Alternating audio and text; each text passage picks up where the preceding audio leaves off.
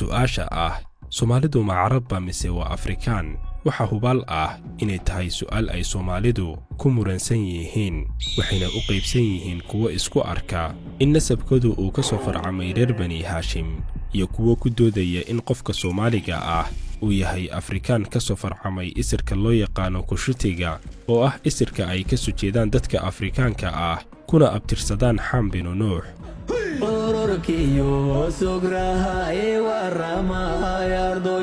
Soomaalida oo dad isku diin isku dhaqan sidoo kalena isku luqad ayaa dadyowga farakutiriska ee weli iyadoo lagu jiro qarnigii 12aad ka doodaya meesha ay ka soo jeedaan iyo waxa uu yahay isirkoodu. haddaba Soomaalidu ma Afrikaanba la nool dad aysan midabka mooyaane sumad kala wadaagin mise waa dad ka soo jeeda Carab oo aan luqadii awowayaashood ku hadli karin? muuqaalkeenna maanta ayaynu ku dul istaagi doonaa waxa ay ka qoreen taariikhyahanada Soomaaliyeed iyo kuwa Carbeedba isirka Soomaaliyeed iyo meesha ay Soomaalidu ku abtirsadaan. magacaygu waa Cabdiraxmaan Cumar, halkanina waa Wabari Media. ku soo dhawaada daawadayaal muuqaalkeenna maanta.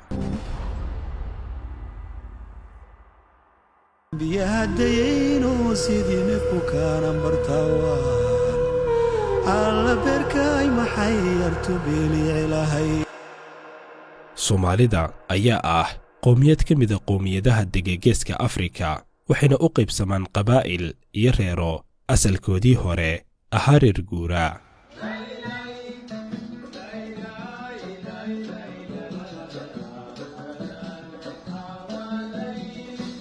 marka la eego geeska Afrika waa dadka kaliya ee diin, dhaqan iyo afwadaag Soomaalida oo uu gumaystihii reer galbeedku kala irdheeyay una sameeyay xuduudo iyo xindaabiyo ujeedada ugu weyn ee laga lahaa ay ahayd in la wiiqo wadajirkoodii iyo awooddoodii ayaa dadyowga farakutiriska ee ilaa maanta ka dooda meesha ay isir ahaan ka soo jeedaan waxayna u kala qaybsamaan laba qaybood.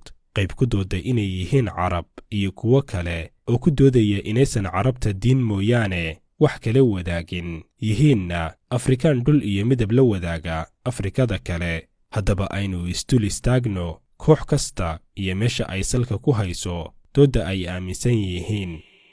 marka hore aynu isla fahanno inaysan jirin ilaa hadda baaritaan iyo diraaso rasmi oo laga sameeyay meesha ay Soomaalidu asal ahaan ka soo jeedaan. nasiib darro ma jirto cid mas'uuliyad gaar weli iska saartay inay ka jaahil bixiso dadka Soomaaliyeed halka ay ka yimaadeen iyo cidda ay ku abtirsadaanba. laakiin waxaa jirta in xilliyadii hore ay qabaa'ilka Soomaaliyeed isugu faani jireen isirkooda, waxaana dhici jirtay in qabaa'ilka qaar ay ku faani jireen in isirkoodu uu ka soo jeedo Carab, gaar ahaanna reer Bani Haashim. badankood dadyowgan ma haysan wax muujinaya ama u caddaynaya in isirkoodu uu ka soo jeedo reer Bani Haashim.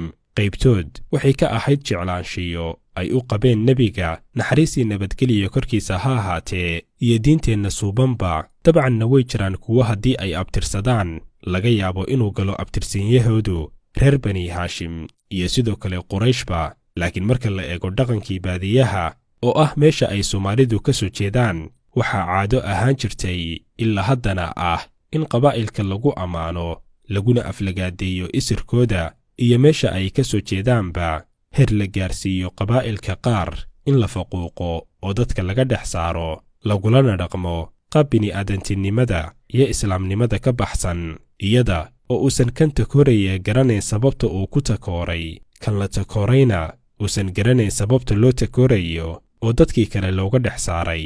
sidoo kale ilaawi mayno inay jiraan qabaa'il Carbeed oo degay Soomaaliya lana falgalay dadkii qarniyo badanna xukumayay. waxaana jiray Carab badan oo isugu jiray saxaabo iyo dadyow kaleba oo xilligii uu islaamku bilowga ahaa u soo hijroonayay geeska Afrika. Soomaaliyana ay ahayd albaabkii ay ka soo galeen. arrintani ayaa keentay inay Soomaalidu yeeshaan dabeecad Carbeed iyo islaamnimo. waxay intaasi ka dambeeyeyna xiriirka Carabta iyo Muslimiintu ay la yeesheen dadka geeska Afrika wuxuu noqday mid la taaban karo oo waaqici waxayna awood u yeesheen inay faafiyaan diinta Islaamka oo ay ka dhisaan geeska Afrika magaalooyin, boqortooyo iyo ilbaxnimo. kuwaasi oo ilaa maanta dhismayaashoodii iyo raadadkoodii weli ay ka taagan yihiin xeebaha Soomaaliya, waxayna saameyn ku yeesheen luqaddii, dhaqankii iyo dadnimadii Soomaaliyeed, waxaana kobcay xiriirkii carabtu ay la lahaayeen Soomaalida, waxayna noqdeen Soomaalidu kuwa calanka u qaada oo hormuud u noqda ku faafinta diinta Islaamka geeska Afrika.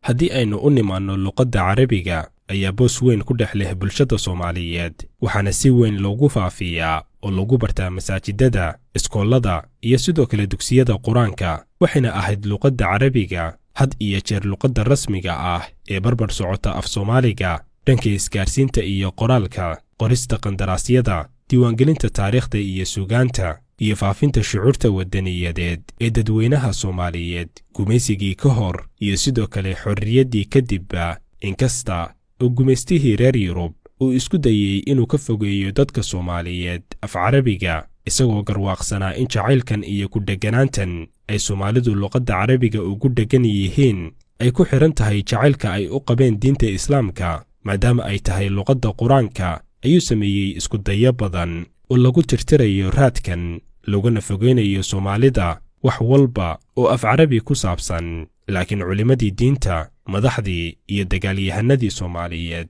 ayaan marna aqbalin isku daygii gumaystaha, maadaama aan xilligaasi weli si rasmi ah loo qorin luqadda Soomaaliga. waxay Soomaalidu adeegsan jireen oo ay wax ku qori jireen qaab qoraalka Carabiga, maadaama sidaynu soo sheegnay uu Carabigu aad ugu faafsanaa Soomaalida dhexdooda, waxaana marka dhambaalada la qorayo la adeegsan jiray xarfaha Carabiga ilaa markii dambe ay dowladdii kacaanka ee uu hogaaminayay madaxweyne Siyaad Barre ay go'aansatay inay qorto luqadda Soomaaliga iyadoo adeegsatay xarfaha Laatiiniga ah oo ilaa maanta ah xarfaha rasmiga ah ee aynu adeegsanno. tallaabadan oo ay in badan oo indhergaradkii iyo culimadii Soomaaliyeed ahayd ayuu arkeen inay ahayd dharbaxo adag oo ka fogeysay dadka Soomaaliyeed bay'adii Carbeed ee ay tan iyo markii uu Islaamku soo gaaray u jihaysteen, ayaa si gebi ahaana u soo afjartay isku xirnaanshiyihii luqadda Soomaaliga iyo luqadda Carabiga. inkasta oo ay dowladdii kacaanka ee uu hormuudka ka ahaa Siyaad Barre qaaday tallaabadan ay ku kala saartay Soomaaliga iyo Carabiga, haddana sanadkii 1974 waxay mar kale go'aansatay inay ku biirto Soomaaliya jaamacadda Carbeed, iyadoo xilligaasi u arkaysay in Carabtu ay yihiin isbahaysiga ugu dhow ee Soomaalida la wadaaga dhaqan iyo diinba. waxayna noqotay xilligaasi Soomaaliya dalkii ugu horeeyey ee ku biira jaamacadda Carbeed. luqaddiisa koobaad ee looga hadlana aysan ahayn luqadda Carabiga ka hor intaysan ku soo biirin Jabuuti. haddii aynu ka nimaanno dadka aaminsan inay ka soo jeedaan isirka Carbeed, aynu eegno Soomaalida iyaguna aaminsan inay yihiin Afrikaan oo aysan sal iyo raad toona ku lahayn Carabta. waxay ku andacoodaan ama ku doodaan in isirka Soomaaliyeed uu ka soo jeedo isirka loo yaqaano Kushitiga oo ah isir 10 qarni ku nool Afrika, midab ahaan iyo sumad ahaanna ay aaminsan yihiin inay in badan Soomaalida ka wadaagaan. sidoo kalena luqadda Soomaaligu ay tahay luqad ka mid ah luqadaha la isku yiraahdo Kushitiga, waxayna sidoo kale dadkani ku andacoodaan in ku biiritaankii ay Soomaalidu ku biirtay jaamacadda Carbeed ay ahayd arrin looga dan lahaa siyaasad iyo inay Soomaaliya hesho garab aysanna isir shaqo ku lahayn. dadkan ayaa sidoo kale isweydiinaya sababta ay weli Soomaali badan isugu dhejinayaan inay yihiin Carab, iyadoo Carabtu ay quursadaan iskana fogeeyaan. astaanta iyo sumadda qofka Soomaaliga ah ayaa ah mid in badan ka fog astaanta Carbeed, sidoo kalena ka duwan astaanta Afrikaanka kale ay leeyihiin. midab ahaan midabka Soomaaliyeed ma ahan caddaan sida Carabta, sidoo kalena ma ahan madow saa'id ah sida Afrikaanka kale. timihiisu uma adka sida Afrikaanka, umana jilicsana sida Carabta, balse wuu u dhaxeeyaa. waxayna astaamahan Soomaalidu kala siman yihiin qowmiyadaha Cafarta, Oromada iyo Xabashida. marka la qeexo qofka Soomaaliga ah, cidna ma dhahdo waa qof Carab ah marka la joogo adduunka, balse waxaa lagu qeexaa qofka Soomaaliyeed inuu yahay qof madow ah oo ka soo jeeda Afrika, kana mid ah qowmiyadaha dega Afrika, taasoo inaga dhigaysa kuwo garowsada inaynu nahay dad Afrikaan ah midab ahaan iyo dhul ahaanba. sidoo kalena Carabta la wadaaga diinta iyo dhaqamada suuban qaar muhiimna ma ahan in qofku uu u arko inuu meel sare iyo maqaamba ku gaarayo isri iyo qabiil toona, balse waxa la isku dhaafo adduun iyo aakhiraba ay tahay kartida qofka iyo shaqadiisa.